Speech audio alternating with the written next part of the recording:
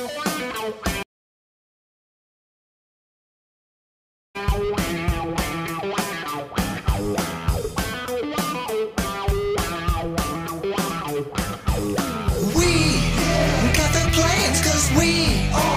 Shamans, we understand cause we are the Tech Shamans. Dude, I got this cool thing to show you. Really, man? Yeah, it's far out and technical and stuff. Awesome, yeah. Come on and turn it on. Tune into the Tech Shamans. Come on and turn it on. Tune into the Tech Shamans. Come on and turn it on. Tune into the Tech Shamans. Come on and turn it on. Tune into the Tech Shamans. Cool.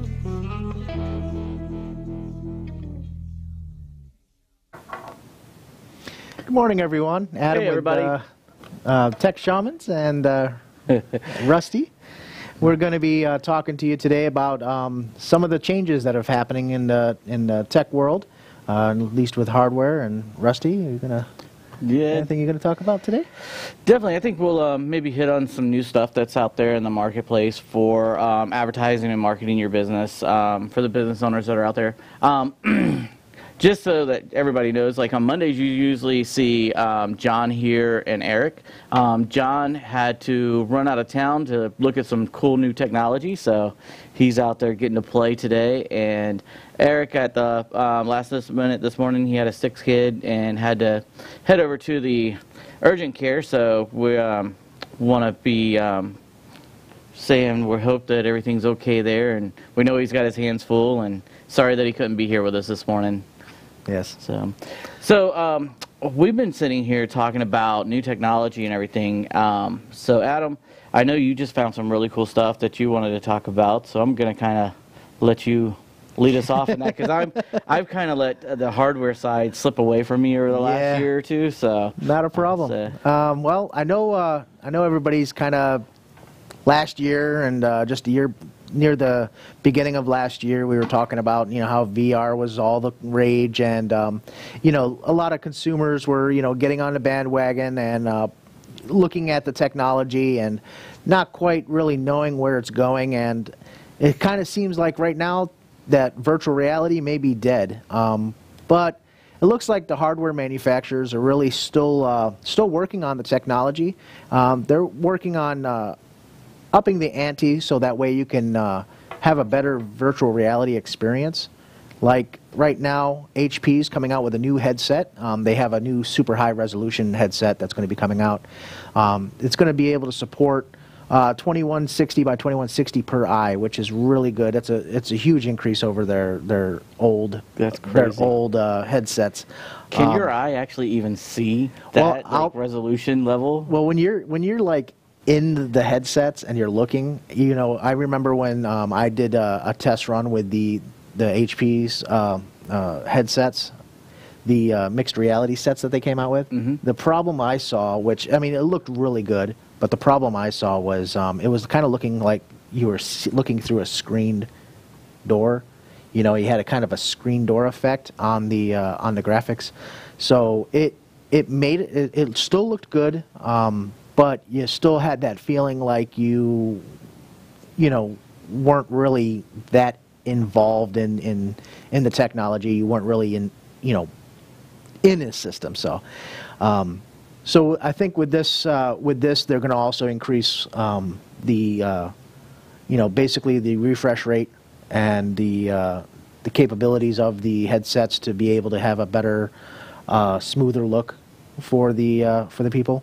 And I think that's going to kind of really, you'll see where people start really, losing that motion sickness feeling and really start enjoying the technology. Because you're not going to have the glitchiness of it. Right. You won't have that, when you turn your head and you got that either a lag or the blurred effect that makes you feel like it's not a natural feeling to you. I know that, there's a lot of people out there that have, get motion sickness from it, and or they can't play for very long. And then eventually they kind of put up their headsets or put up their technology because, doesn't feel natural, doesn't feel right.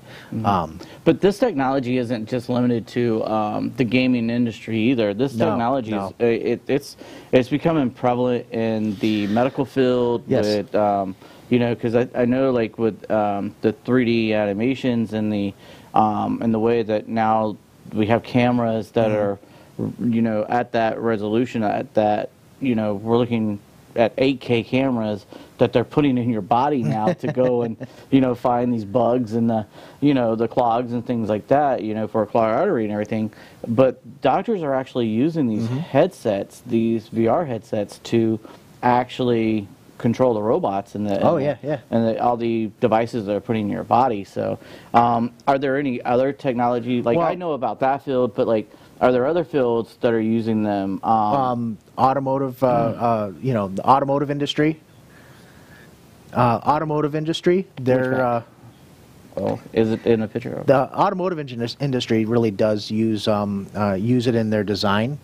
I know Microsoft has the HoloLens, and they have the second generation getting ready to come out of the HoloLens. They kind of push that and market it towards the industry, the designers, architects, things like that. They've done it to the industrial side. There's not really a consumer side of the HoloLens quite yet. So when they're designing cars, they can now design them in CAD and look at them in real time. They can look at, you know, design flaws that they would not be able to see, you know, in a computer 2D type scenario. Now they can get in there and literally look around and even sit in the vehicle that they're designing and look and see whether or not it looks natural or functions naturally, and they can get things, you know, and design a lot faster than what they normally would have been able to do. You know, instead of having, you know, 5 or 6, 7 teams looking over one vehicle, now it only takes 3 because, you know, everybody can look at it from a different aspect, you know. That's pretty cool. That's like, you know, like we're wanting to start designing our new house and stuff like that. I think it would be cool for like an engineer to be able to come into us and actually show us what it's going to look like and be able to put on the VR sets and walk around our new house before it's even built and like know where everything's laid out and be able to say, okay, I don't like how this flows and we can change it. I think that the technology is cool. And, it is. And we're going in that direction. Your mind, I mean, is the only limitation we have for where we're going with this. As a matter of fact, if you've ever gone out to the Disney Springs, they have the Star Wars experience out there, and that's, you know, a virtual reality setup, but it's also wireless. Completely mounted on your back is the computer and everything that generates the graphics and everything that you're looking at.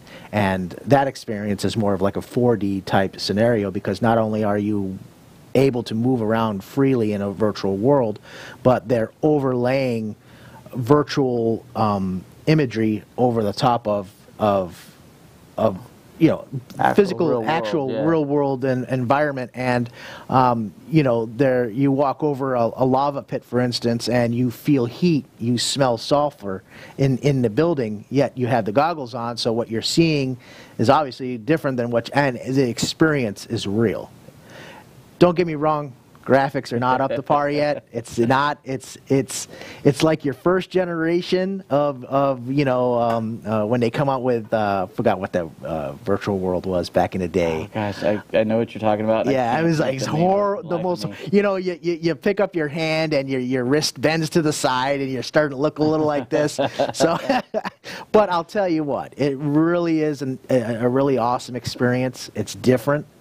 And it's cool to realize, you know, how much your mind can you know, be put into a place so easily and so quickly, and the technology's there. It's just, you know, we just need to finish working through it and get it to where it's going to be a really awesome experience. Isn't it cool how they can take all of your sensories, so the sound, the smell, the smell, taste, yes. Because like you said, you know, the sulfur and everything in the air, you know. Think of how, like, you know, somebody had to sit there and come up with all that and put that technology together so that it worked precisely at that time, at that space where you're standing, for you to get that realization. Oh, I would, like, even when picking up an object within the environment and for instance, you have to pick up a gun. And when you grab it, you're grabbing, obviously, it's a toy. But, you know, when you grab it, you see it in the game. So you feel it and you see it. That not quite got the sensory part down yet, but, you know, you see it in the game. And you're touching it in real life, and then it's almost like it's really happening. And it's just a great experience. It's really brings home the technology and what's happening, and you get to see, you know. And that's at Disney Springs. Yes, at Disney Springs. So everybody, we're not associated with Disney, but go over to Disney Springs, take a look at the technology, see where they're going with it, what possibilities are out there. Oh yes, it's phenomenal where we're going with all of this stuff, and to me, I'm like a kid in a candy shop whenever it comes to this kind of stuff. I love to play with it. I love to come up with ideas of how we can manipulate it and use it for business and add software to it and make it better. So exactly, definitely. What else you got for us today? Well, I know right now, obviously with graphics cards out today, obviously graphics cards are needed for these virtual reality sets, and now they're coming out graphics cards like NVIDIA's 2060 series. You know, now they're running DDR6.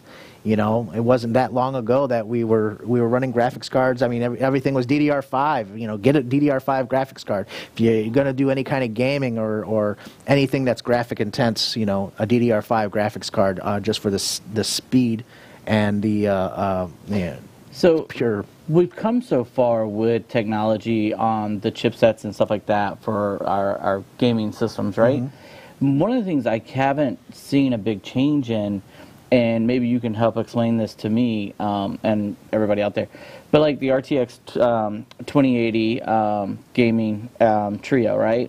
It's only got 8 gigs of RAM, DDR6 RAM on it. Why aren't we seeing systems going to 32 gigs and 64 gigs on the video cards? Like when we see that going on our chipsets as far as our memory on the board and stuff like that for processing, with the mapping and everything that these graphic cards do and the visualization, yeah, because they are a mini computer in themselves. Exactly. Let's be honest. But why aren't we seeing that, you know, jump up? You know, I think it has to do with the cost of the RAM. You know, as the DDR5 graphics cards, for instance, are, you know, starting to switch over to DDR6, for instance, and you see the DDR5 cards, just before that happened, you saw an increase in RAM coming onto the cards. You know, 12 gig cards, you know, and higher was coming out. But that's because the price of the memory was dropping. In the background, you had a new generation of RAM getting ready to come that was going to be used in these cards, and because of that, they were able to stuff more RAM onto the video cards on the DDR5 generation and say, hey, look, you know, I got a better card. We haven't increased its speed any, but we've given you more RAM. But now, new generation comes out, it's faster RAM. It can offload and pull in information so much faster. You're not going to really, you might not have as much, but it can generate those polygons and all that information a lot faster now. But again, it also boils down to cost. I mean, you know, with the technology that's new, that's just coming out, you're not going to see cards that are going to be 12 gigs right now, not unless you want to, you know, spend, you know, $4,000, and unless you're working in a, you know, wanting to use it for a workstation, and you're doing, you know, graphic design and things like that. You know, you don't want to scare the regular consumers. Yeah, and now that's something that I was going to bring up too is, you know, for your gaming computers, right? Yes. And for, because there's a different mindset, right? So I'm a graphic designer and I write software. So my needs are different than what a gamer's needs are. What makes a good card, and what's a good area to be in for a gaming PC? Like a kid at home wants to build his first gaming PC, right? What's going to be the right cards that he should be looking at, and what kind of gigs and you know, 4 gigs, 6 gigs, 8 gigs, you know, where is he going to be at? When you're building like, you know, your basic system, I usually say, you know, we should start with a good basis, a good solid foundation, good graphics, a good power supply, a good motherboard. something that you can expand on at a later time. Very bare minimum on the graphics card I would recommend would be at least a 4 gig DDR5 card and a minimum of a GTX 1030 would be the bare minimum. Most kids today, they're wanting to play, either Minecraft or what's that? Fortnite. Yes. Oh my goodness.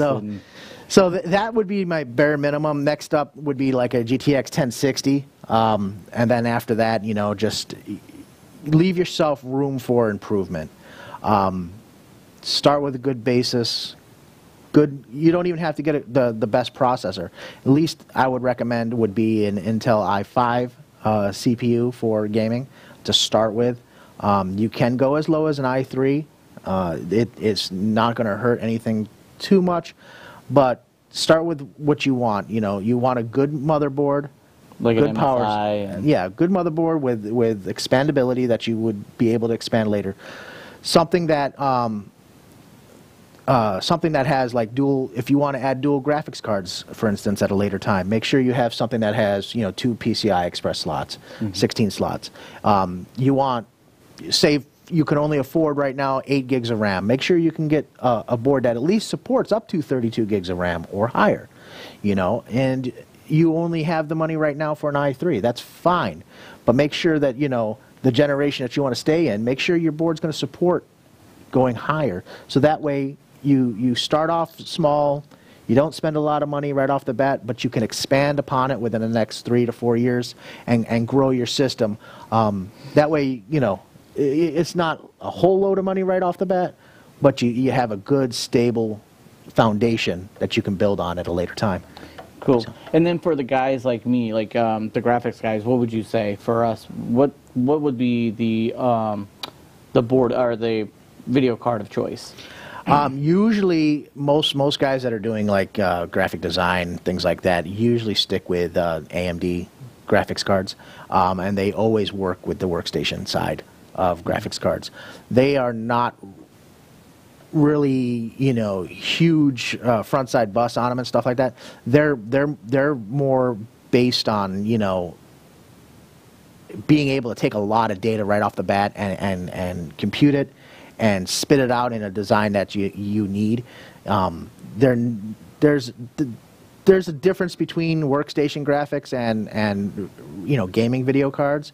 They're not equal, and on the workstation side, you don't have as much. You have great 3D rendering and modeling and stuff, but the speed at which it does it is not quite there on, as what gamers need, for instance, to be able to see things, the realism and stuff like that in the real time. Yeah, and they don't need it because that's not what they're doing. They're not gonna be building a whole 3D generated CAD design at 60 frames a second and be able to dip around a door or anything and all this fast pace. They're not working like that, but they need power. So let's take a step back for a second and think about, like, because for the people at home, one of the questions that we're always asked is, okay, so grandma needs a computer, right? You have grandma that needs a computer for her to be able to do Facebook, Twitter, Instagram, her email,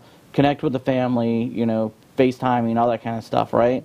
And see what's going on with her world, today. And then you have, the gamers, the PC kids that are wanting to play their video games. And then you have the business needs, right? Kind of break down, like, in the simplest terms, what does grandma need for hardware, And what's a good system for her versus the gaming system versus what business owners need. Okay. Because I know we can talk for hours on it and we could build these massive systems, but grandma doesn't need a $2,000 computer. Grandma doesn't need a $2,000 computer, but you don't want to make grandma mad. Yes. So, and you'll see, like, in the stores, these Intel Pentium systems.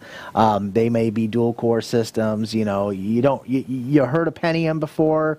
That was back in the day, and that targeted advertisement campaign that goes out with it. You're like, wow, that's great. Unfortunately, the Pentiums that are out today are rebranded Intel Atom processors, is what they are. They're okay. They're very slow. I would say that if you're going to get somebody, you want something that's very basic, even for schoolwork for your kids. If they're just doing that, you just need an internet-connected device, or you just need something that can do general work that's in the home. Nothing hardcore. You're not doing a lot of word processing, stuff like that. Intel i3, bare minimum, or an AMD APU system would work good. A12s, for instance, in the AMD realm. You can do something like that. You have a good desktop processor, not the fastest thing in the world, but it'll get it done, and Grandma won't be mad at you. Trust me. Grandma will be very happy with what she has. Solid-state hard drive if you can. That gives the illusion of a zippier, faster computer. And without having to, you can get something with a smaller drive without sacrificing, spending a lot of money. You don't have to go crazy. 120 gig solid state, even 250 would be more than enough for Grandma. And they've come down in price a lot. Yeah, they have come down in price. Yeah, and you're going to see a lot of manufacturers start using them more and more as they move over. Do you think that we'll see that the old traditional hard drives with the palladiums in them, the plates and everything, the rotary style, do you think we'll see them phase out over the next year or two and end up going need to? They need to phase they break out. And they fall apart too often. Anytime you have technology or anything that has moving parts, it's bound to fail. You have too many points of contact that can fail at any given time. The motor on the disc could fail. The armature could fail on the drive head. Anything can happen. So I don't think they will go away anytime soon, only because of the storage capacity. Until they can really up the ante and bring the price in line for solid states, and get that additional storage space. I don't think we're going to see standard hard drives go away anytime soon. But it's something that needs to happen. What do you think's next after solid state? What's going to be our next? I know they were talking on some kind of some style of like an optical storage medium, using crystals and stuff like that. So we'll see where technology goes right now. So I think right now solid states are going to be around for a while. Flash memory. They are working on non-volatile RAM, which means that with the RAM inside your computer today requires power for it to retain its memory. But now they're working on RAM that is going to be able to remember when you turn the computer off where your PC in the last state it was in, and basically store it there. So when you bring your computer back up, everything's exactly the way it was when you turned it off. So that's something they're going to be working on, and if they can move that technology forward, you could see an end of hard drives altogether, because there would be no need for them if you're able to have enough storage on these things to maintain a PC running and everything. Then so be it. Perfect. Anything else out there that we should be looking at, or anything for the home front? Or home front, right now, AMD's releasing their 3rd generation of their Ryzen processors, which are that's really cool. I mean, they just talked about their 2nd generation Ryzens, and now they're already on their 3rd generation. They're bringing the processing down to 7 nanometers on the chipset, which means that you're getting so small, and yet you're able to still create the same power and workforce from this processor, which means you can put more cores on it, and you can get less power draw from the system. They're talking 30% less than Intel's i9 right now, and still being able to hit the same benchmarks without fully working out the bugs out of the processor. And that was on true benchmarks right now. And they're moving this stuff right over to their video cards also. So it's going to be very interesting to see. And the nice thing is, this new technology they got coming out, AMD's really good about not really messing up the motherboards. They like to move their processor technology forward without having to require either their commercial divisions or their consumer division to have to migrate to like a new chipset on the motherboard. So this is all going to happen with AM4 sockets. So you're going to be able to use your same motherboard. You're going to be able to use your same cases, your same power supply, and get a cooler, faster processor with more technology built in. That's great. I mean, that's really nice when you don't have to, jump through hoops every time there's a new processor coming out that you have to go out and buy a new motherboard, buy new this, buy new that. Now it's just as simple as, build your system. You can build it today, and in 6-7 months when the new processors come out, you don't have to worry about it being dead.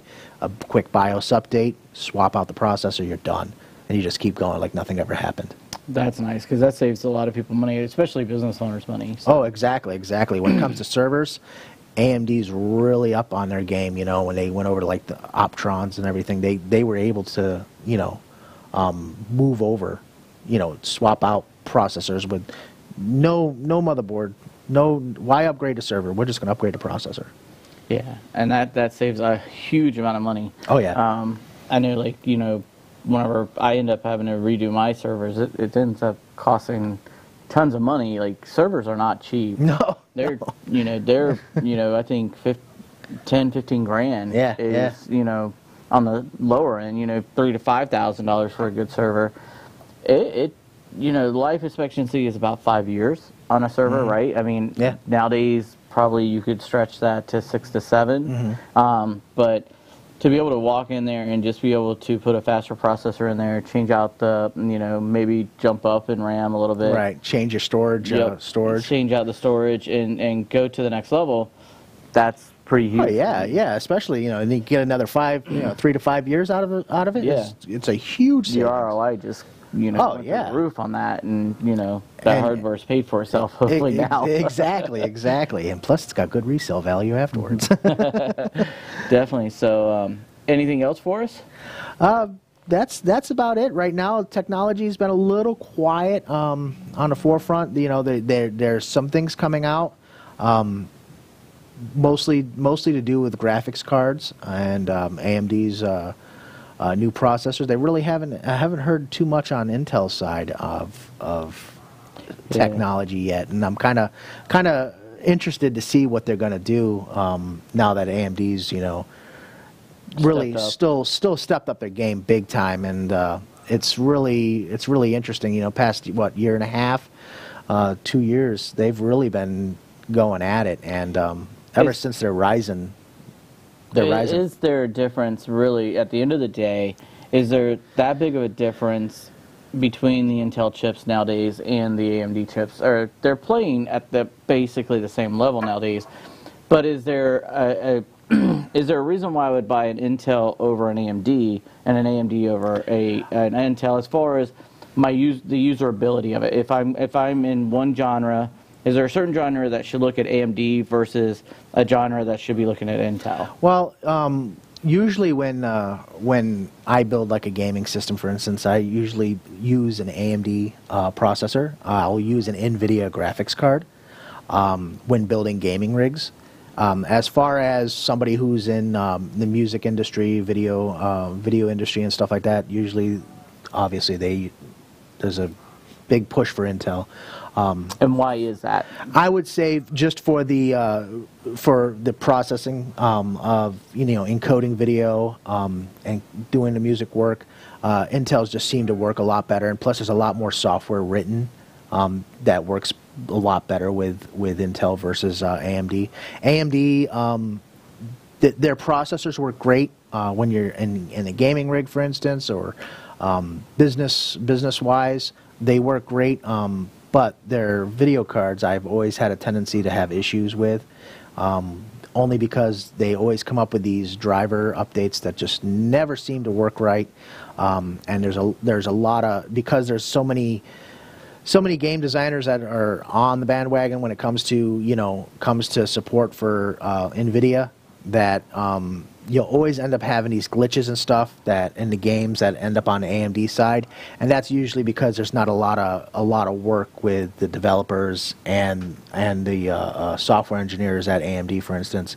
There's not a lot of sharing of the code and stuff, not a lot of information going back and forth. Maybe it has to involve money. I don't know, but whatever it is, you know, there's always a flub in the game. For instance, you know, I know when Watch Dogs came out, for instance, years ago, that was a big issue. It only played right on NVIDIA systems, AMD system, graphics cards. There was a major hiccup in debugging and stuff like that was going on.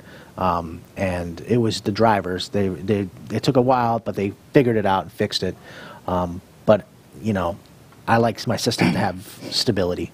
Now, if I have a driver issue or someone out there in you know, Newport Richey, Port Richey, Hudson, our home area, if they're having an issue with like a driver for the video card and stuff like that, is that something they could bring to the store? Oh, yes, and, yes.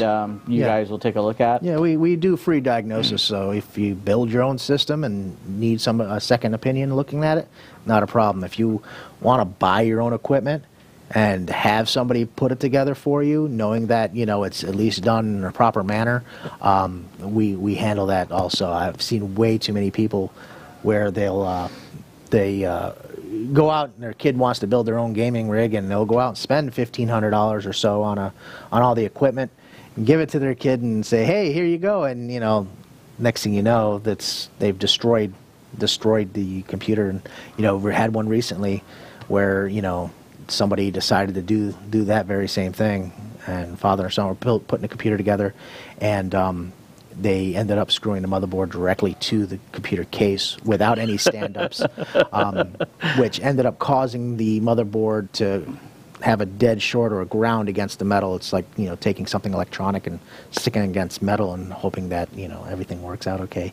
And it did not work in this case. And yeah, sometimes so $1,500 gone down the drain. Yeah, know. Sometimes it's best to leave it to the experts. And yes, just to be on the safe side. So, what are the big things right now? We'll kind of switch gears a little bit, you know, walk away from hardware a little bit. But what are you seeing in the shop as far as what are people running into with like viruses and malware and stuff like that? Are you seeing a lot of that right now, or are we in a lull right this second? We are kind of at a lull right now. I think most of the stuff that you see today is going to be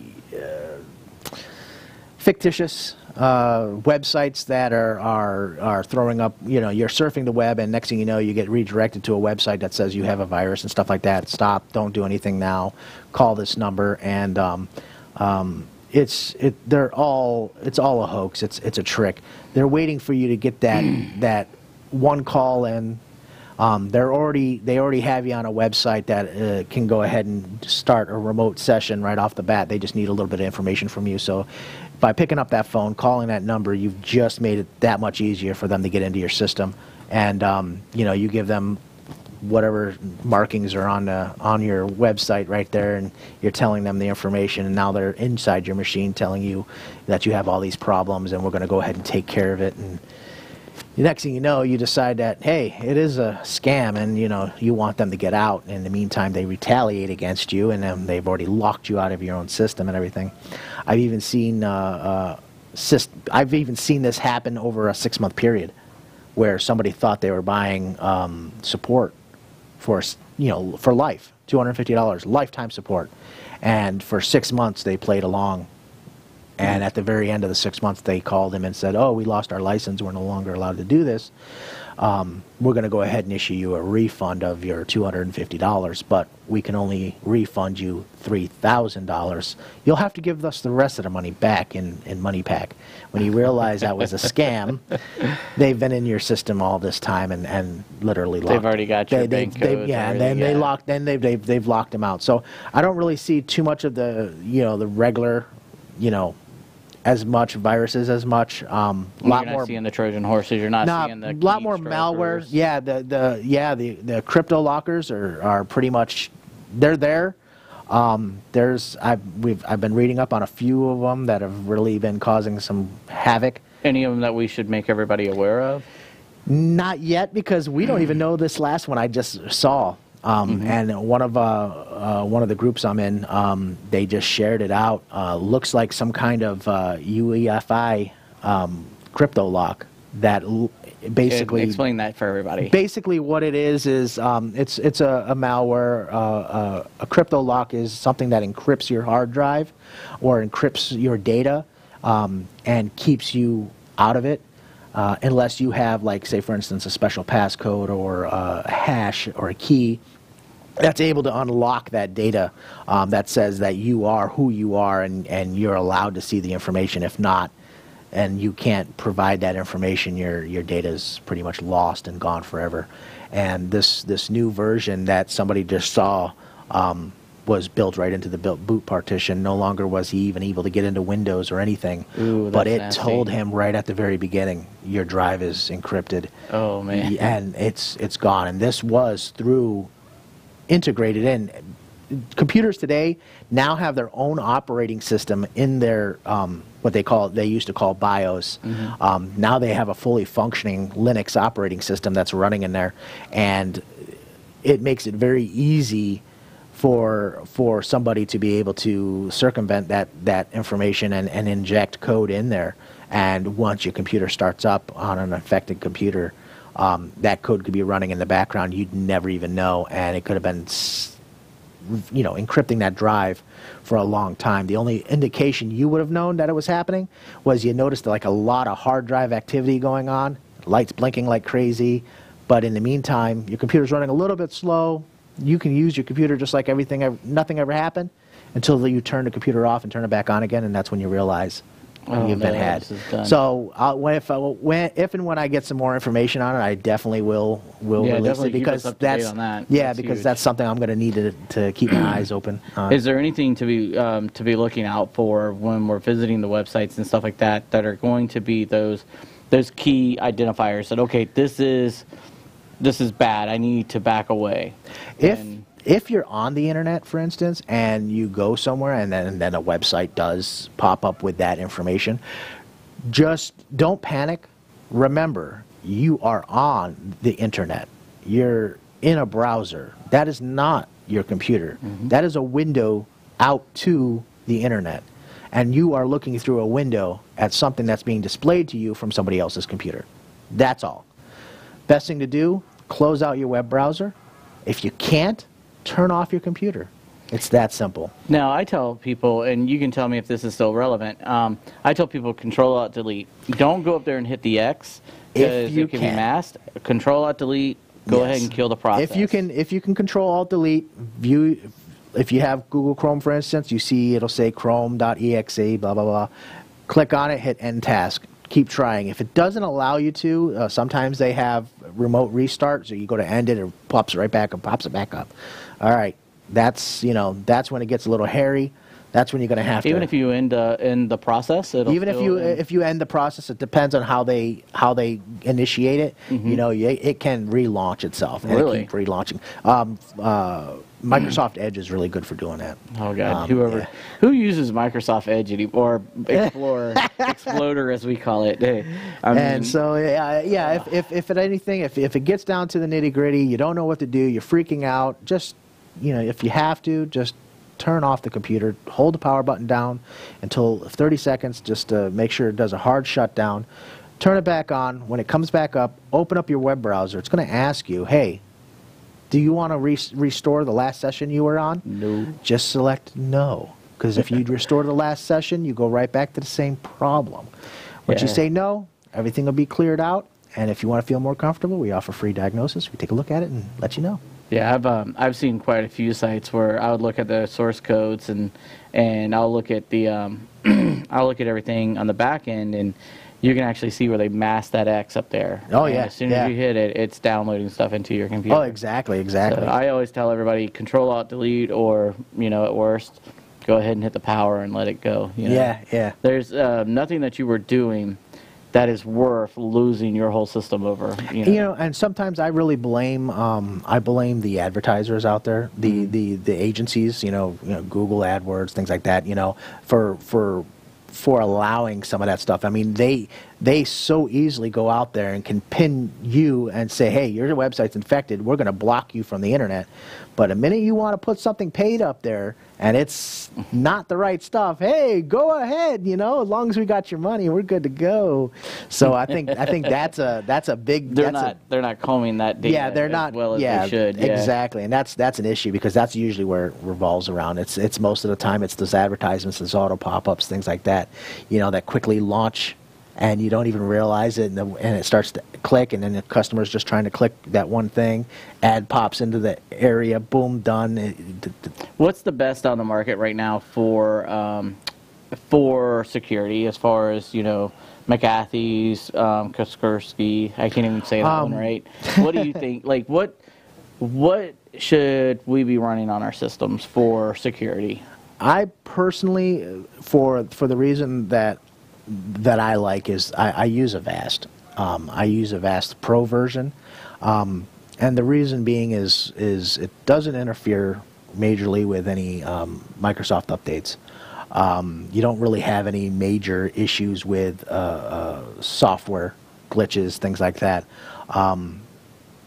Best one out there, consumer-wise, if they're gonna, if they want Norton 360 is really good. Just make sure you keep the product updated. Make sure you run the live updates. Keep that stuff updated. And the problem is if Microsoft pushes an update that, and they'll work with some of the larger software companies and say, hey, look, we're getting ready to do this major update. You need to update your software so there's no problems. So you want to look for those bigger companies. I don't recommend McAfee. They usually aren't they like they are known to be a processor hog. Yes, major how's processor Avast hog. And the others as far as processing? Avast really does not put a major load on your system. They have for the past year they've kind of got a little heavy on their advertising schemes, as trying to help push their other products that they offer. Those features can be turned off in the software. It's not a problem. So I don't see them being, they're not like overzealous, but I do know that they did purchase AVG, and they integrated their database into their systems now. So they've gotten a lot bigger, a lot better. Just hopefully they don't have growing pains. And so, what's the cost factors for that right now? As in, well, to be able to get a subscription for subscription of 1 year of Avast Pro we resell for $40 for the year. Okay. Versus Norton 360 would average around 70. I think it's like $69 or $79 for the year. So there's a cost savings. Over it. It does offer firewall, it does offer everything that you would normally have with any kind of other product. Norton 360 is just, been around for such a long time. Now, do you guys offer a service to where, like, I know for businesses you do, but for the consumer, right? I have grandma, and I don't want her getting a virus and giving it to me and giving it to everybody else that's out there in the world.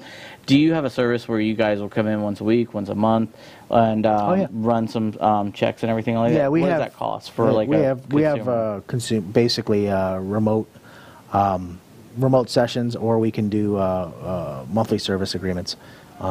They can start. It really depends on how they want it, but they can start off at around $25 a month and up. And for a peace of mind, $25 is nothing. So, right. And then for business, you definitely do it because yes, definitely for business. You lose an hour of work, $25, $50, $100 is nothing. You thank God I paid that $100 to have you, be able to say, hey, we saved you from this. For businesses, our software monitors potential hard drive failures. It monitors whether or not somebody turned on or off the firewall in the system. It lets us know if the antivirus was turned off, for instance, or not running. It'll alert us pretty much to any kind of issue that's going on in the PC. It lets us know. And not only that, but it also keeps all the major Java and all the major web components updated, software updates already completed, so that way you don't have to worry about running outdated software and accidentally getting yourself in a bad spot Plus it also makes it easier when you do have to have somebody come in and help you out, and they don't have to go through the next 30 or 40 minutes, updating all your components, taking care of all this other stuff. Definitely. Well, cool. So let's talk about business for a little bit, and let's kind of switch gears here a little bit. So I'm a big believer in when you're setting up your business and everything like that, and your computers, your network, and everything. You should have a private network that is just for your intra office. Correct. And then everybody wants to nowadays. It's almost like you have to give everybody free Wi-Fi, right? Yes. So, so we're giving away this free Wi-Fi, and that should always, the companies, I cringe when they give out their code to their network, right? Because now you just allowed me to get into your network. I can go anytime I want to, 24 hours a day, pull up by the back door, hop on your network, and now I can easily get in, right? Download a copy of your database. You always have to have a guest network. Right. But we run a piece of software that's really cool for business owners. For the brick and mortar side, it's bigger for the brick and mortar side. For the restaurants, for the mom and pop delis, the coffee shops, the mechanic shop, and everything like that, where customers are going to be sitting there and enjoying the Wi-Fi, the free Wi-Fi. Yes. Why not make that Wi-Fi work for you, right? So. We have a new piece of software that's really cool. It's not, the technology is not new. It's been around for 8 years, 10 years. We've played with it for many years, but a lot of businesses are missing the boat, because one thing you always need to be doing for your business is lead generation, right? And you need to be retargeting and re-advertising to your constituents, your customer that was in today.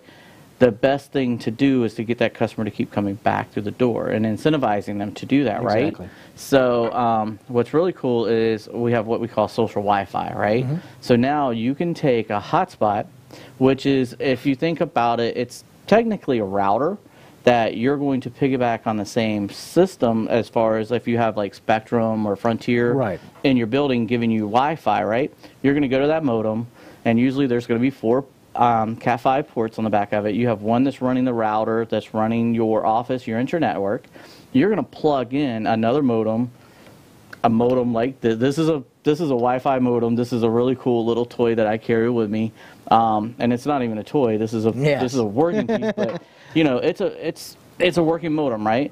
So the reason why I carry this one with me whenever I demo out for customers and stuff like that is because I can actually tether this one to my cell phone, and use my cellular, to actually show them how it works as a hotspot, right? So I can, we can take Ambiguity, Unify, TP-Links.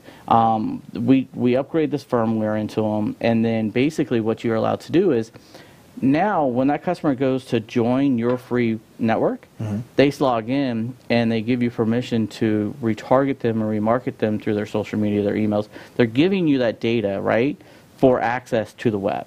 And you're able to take that, and now you can start sending them, an email campaign. You can start sending them a retargeted advertisement through Facebook and everything like that. So, if you have a weekly special, right, and Monday through Friday, we have these specials that are going out. How much easier is it for you to automate that, and say, okay, it's Taco Tuesday, it's $1 a taco, and you should come back in, right? It's awesome that you were here on Saturday with the family, but at lunchtime on Taco Tuesday, we want you to come in. It's $1 taco, and we guarantee to get you out in 15 minutes, right? Offer BOGOs and things like that. So it's taking something that you're already giving the customer, right? And you're giving it for free. It's costing you for the bandwidth anyways, right? You have it sitting there, and you're using it in the building. But why not secure it a little bit, separate those networks, and then get a bigger value from it, an ROI from it, actually make money for you, because lead generation is huge, right, for any business. And if you're not building a list, you're not doing these kind of things, these are simple things that are very inexpensive, right? You guys do this at your office, right? You guys do lead generation. Every customer that comes through the door, you guys are gathering their phone number, you're gathering their names, you're getting their email addresses, you're getting them to like your Facebook page, so that you can reinvest into marketing to those, so that you can get that customer to come back through your door.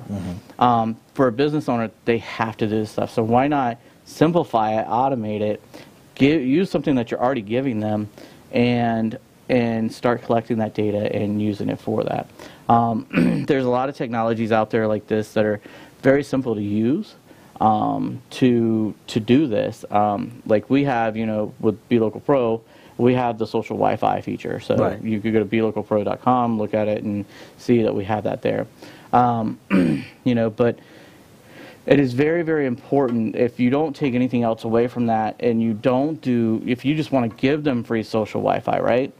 Put another router in there. Like I even say, don't even do, some routers will offer you to have it to where you could have a guest Wi-Fi, and that, unless you're running like something like Ubiquity, is that how you say? Like, I always kind of muddle it up. Unify, Ubiquity. When you're running what I call professional grade, corporate level virtual LANs is what you would definitely virtual LANs. Mean. When you're running high grade hardware and cloud-based, cloud-based controllers, that's when you get into those other levels where there is enough security there that you could run the two networks on one. But when you're going to, you're doing what I call consumer grade or pro-consumer grade routers, you're going to Staples and you're buying the TP-Links, the Archers that are on the shelf, right? Those 5G and stuff like that. I don't trust, and it's my personal opinion, I'm not saying that they're bad or anything like that. I don't trust the segregations between the two networks on them. So I would always tell and steer a business owner into, you know what, go ahead and buy one for your business, for your intra-network, for your office computers and everything like that, and then have another one that's set up on the same modem. You don't have to go get another line from Spectrum. You don't have to have another line from, that's a myth, Frontier. You don't have to have another one. You can run two solo separate routings or routers with a network here that you can call the SSID, which is the name that pops up on your phone when you're looking for, or on your tablet, that when you're looking for that Wi-Fi, the SSID, when we say SSID, that is that name that you see. So free Wi-Fi, Johnny's, or the FBI van next door, all of those things you can see there. You have one that's locked down over here, and then you have this one over here for everybody else to use. So it's, to me, that's very important for a business owner. It is. And then, going back to, I'm big about marketing for small business owners. We love helping them, and that's what I'm about. So, like, some simple tips, right, that you can do outside of that is, we've already talked about you should always be list building, right? Yes. So, what's something that you guys do over at AMS that you think is almost like so important? It's like number one or number two things that you should be doing as a small business owner? Collecting a bare minimum, collecting email addresses. Just a bare minimum. Get your customer's email address. Speak to them. Find out what's going on in their day, and trying to reach out back to them. For instance, in our company, we rely on people, maintaining their computers. So after 6 months of a service, we usually send out an email that says, "Hey, remember, it's time for your computer to get checked up." And if we didn't have that email address or any other contact information, we wouldn't be able to send that out, and we wouldn't have that customer walk back through the door again. It's so simple nowadays with like MailChimp, Aweber, Constant Contact, all these services. You could literally set up, if you have just their email address, right? Oh yeah. You could set up an email campaign in about 30 minutes. And the emails don't have to be extravagant. You want to sit down with a piece of paper, think about what you're going to do, a welcome email, like, "Hey, thank you for coming in today," right? I just wanted to say thank you for your business today. Exactly. We're going to send you some tips if that's okay, right? Yeah. The cool thing about the softwares today that we've aforementioned, Aweber, MailChimp, Constant Contact, there's a million of them out there, right? They already have the opt-in, opt-out features, so you can stay in compliance. You don't have to worry about, oh my gosh, I'm going to get black flag because I'm spamming people. Keep it relevant to your business, right? Keep the story true, and, you know, hey, thank you for being a customer. I wanted to get emotional with you in this, you know, and I wanted to say thank you, and then maybe I'm going to send you some tips. The next one's like, hey, you know what?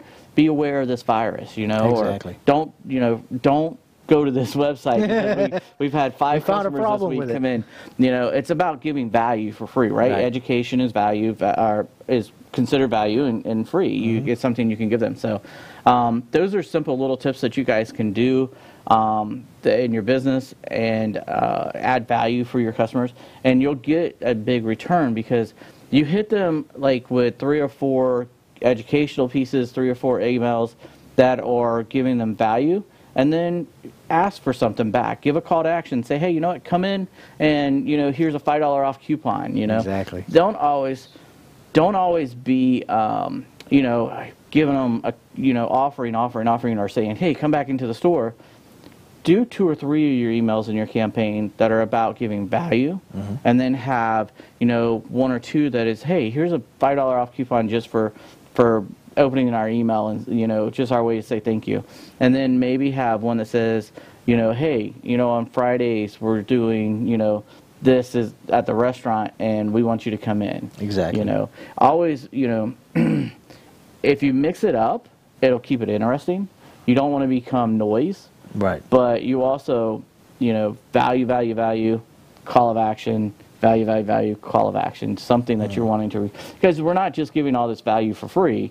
We are, but we're not, because our intention is to hopefully get you to come back through the door of the business. Exactly. So, that's about all the time that we have today. We got 1 minute to go, so anything you want to say before we wrap up? I know we kind of were caught off guard today with not having Erik here and John, and, you know, usually I don't do Mondays, so anything you want to add real quick? No, just be on the lookout for the new technology coming out, and make sure you keep in contact with your customers and drive that traffic. And get your new VR set when they come out. Get your new VR set when it comes out, yes, definitely. Definitely. All right, anything from the back of the house? Any reminders that we need to send out? Join us next week. So, yes, Thursday. See us Thursday, 11 o'clock. 11 o'clock. Come and see us. And hopefully everybody will be back in. And, you know, you won't have to just listen to us, too. And it'll be, you know, kind of scary. So thank you guys again. Tech Shamans, I'm Russell Taylor. Adam Miles. And we'll see you guys next time. Thanks again. Thanks, guys.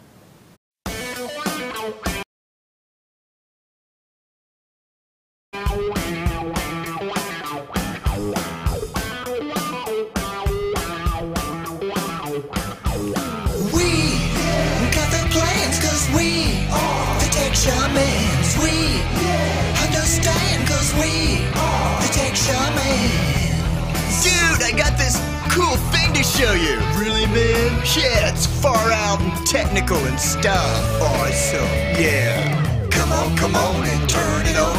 Tune into the Tech Shamans. Come on and turn it on. Tune into the Tech Shamans. Come on and turn it on. Tune into the Tech Shamans. Come on and turn it on. Tune into the Tech Shamans. Cool.